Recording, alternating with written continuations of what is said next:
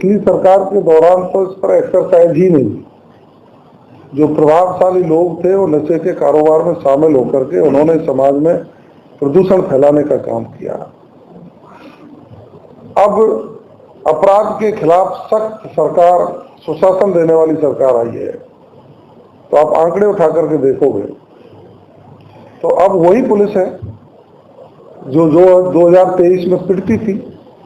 आज वही पुलिस है जिसका इकबाल मजबूत हुआ है, वो अपराधी के खिलाफ कार्रवाई कर रही है।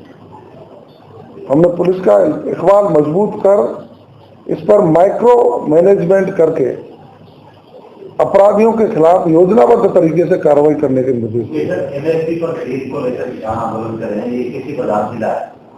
देखिए, किसानों की समस्याओं का समाधान करना सरकार की प्राथमिकता है। आप गेहूं के समर्थन मूल्य बढ़ाने की बात देखें, किसान सम्मान निधि में 2000 रुपये बढ़ाने की बात देखें, डीजल पेट्रोल के दाम कम करने की बात देखें, किसानों को बिजली दिन में मिले, इसके लिए भारत सरकार के साथ माननीय मुख्यमंत्री जी ने MOU करके उस पर काम चालू कर दिया।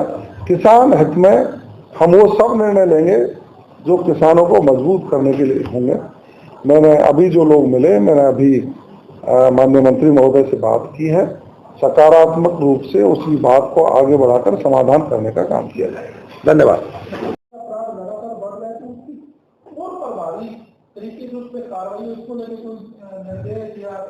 देखिए, कोई जब अपराध या नशा समाज में उसकी गहरी जड़ें और पैठ बन जाती है तो पुलिस और समाज दोनों मिलकर के उसको मिटाने के लिए संकल्पित हों तो निश्चित रूप से ज्यादा बड़ी कामयाबी मिल सकती है। फिर भी स्वयंसेवी संस्थाओं का सहयोग लेकर, अधिकारियों के द्वारा, समाज के प्रमुख लोगों के द्वारा चौपाल लगाकर लोगों को समझाइश करने के साथ साथ मैंने पुलिस अधिकारियों को निर्देश दिए हैं कि एक स्पेशल टीम गठित कर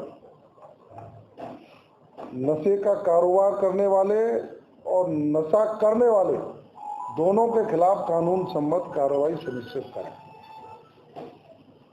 और मुझे विश्वास दिलाया है कि आने वाले दिनों में एक सघन अभियान चलाकर नशे के खिलाफ बड़ी कार्रवाइयां होंगी। देखिए, प्रदेश की कानून व्यवस्था सुदृढ़ हो, अपराध पर लगाम लगे और राजस्थान शांति प्रिय प्रदेशों में शामिल था। पिछली सरकार के दौरान अपराधग्रस्त राजस्थान की छाप जो लगी उसको हमने पिछले 8 साढ़े 8 महीने में उस छाप को मिटाकर अपराध मुक्त राजस्थान बने। इसके लिए विभिन्न जिलों में दौरे कर पुलिस अधिकारियों को ये निर्देश दिए हैं कि अपराधी कितना भी बड़ा व्यक्ति हो, उसका स्थान सलाखों के पीछे है, कठोर कार्रवाई हो। क्योंकि गंगानगर और हनुमानगढ़ जिले में नशे के कारोबार की शिकायतें मिलती हुई हैं और उसकी पृष्ठभूमि में जाते हैं तो ये देखने को मिला कि पिछली सरकार के कार्यकाल में सरकार के प्रभावशाली लोगों के संरक्षण में वो कारोबार पनपा। हमने स्पष्ट निर्देश दिए हैं कि नशे का कारोबार बंद हो, इसके लिए उन लोगों को आइडेंटिफाई करके उन पर ठोस कार्रवाई हो। और मुझे संतोष है कि पिछले 8 महीनों में अगस्त तक के आंकड़े तुलनात्मक हम अध्ययन करते हैं तो 2023 और 2024 में कार्रवाइयां करने की संख्या बढ़ी है, अपराधों की संख्या घटी है। हमारा ये दायित्व है कि हम जनता के प्रति जवाबदेह होकर स्वच्छ शासन, स्वच्छ प्रशासन देकर इस राजस्थान को विकास की दृष्टि से नंबर 1 बनाने के संकल्प को पूरा करें। प्रदेश के मुख्यमंत्री आदरणीय भजनलाल शर्मा जी रात दिन मेहनत कर चारों दिशाओं में पानी की व्यवस्था ठीक हो, बाहर से निवेश लाकर यहाँ के युवाओं को रोजगार मिले, अपराध घटे,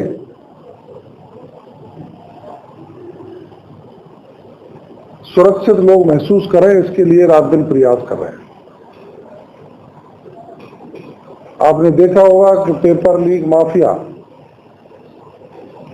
जिस तरह से उनका संगठित गिरोह यहाँ राजस्थान में काम कर रहा था, 17 पेपर लीक हुए। माननीय मुख्यमंत्री जी ने पदभार ग्रहण करने के बाद एसआईटी का गठन किया और उस एसआईटी ने पूरी जांच करने के बाद ताबड़तोड़ गिरफ्तारियां, जिसमें 150 से अधिक लोग जेलों में पहुंचाने का काम किया। 60 के आसपास वो लोग जो अनैतिक आचरण से पुलिस में भर्ती हो गए थे। संगठित अपराध करने वाले लोगों के खिलाफ एंटी गैंगस्टर टास्क फोर्स का गठन और प्रभावी कार्रवाई हमारे पुलिस अधिकारियों द्वारा जब की गई,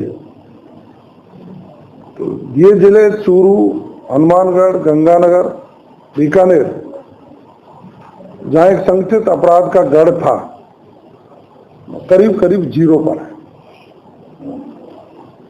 गौ तस्करी करने वाले लोगों के खिलाफ कार्रवाइयां, साइबर क्राइम करने वाले लोगों के खिलाफ ठोस कार्रवाई कर राजस्थान में अपराधियों के खिलाफ बड़ा अभियान चलाया गया है। और मैं स्वयं गृह राज्य मंत्री होने के नाते माननीय मुख्यमंत्री जी के निर्देश पर जिलों में जाकर पुलिस का इकबाल मजबूत कर, इनका जो स्लोगन है, अपराधियों में भय, आमजन में विश्वास, उसकी पालना को सुनिश्चित करने के लिए अधिकारियों के साथ सामंजस्य बैठाकर आम जनता की सुरक्षा की गारंटी देने का काम कर रहे हैं।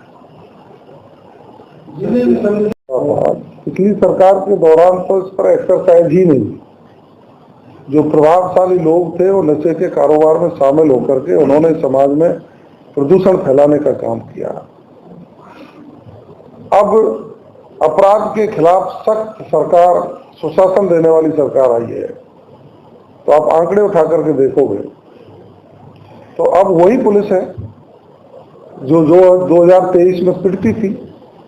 आज वही पुलिस है जिसका इकबाल मजबूत हुआ है, वो अपराधी के खिलाफ कार्रवाई कर रही है।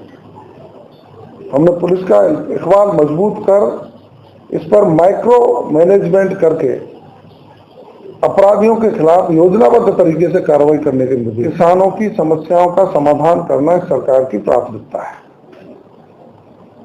आप गेहूं के समर्थन मूल्य बढ़ाने की बात देखें, किसान सम्मान निधि में 2000 रुपये बढ़ाने की बात देखें, डीजल पेट्रोल के दाम कम करने की बात देखें, किसानों को बिजली दिन में मिले, इसके लिए भारत सरकार के साथ माननीय मुख्यमंत्री जी ने MOU करके उस पर काम चालू कर दिया। किसान हित में हम वो सब निर्णय लेंगे जो किसानों को मजबूत करने के लिए होंगे। मैंने अभी जो लोग मिले, मैंने अभी माननीय मंत्री महोदय से बात की है, सकारात्मक रूप से उसी बात को आगे बढ़ाकर समाधान करने का काम किया जाए।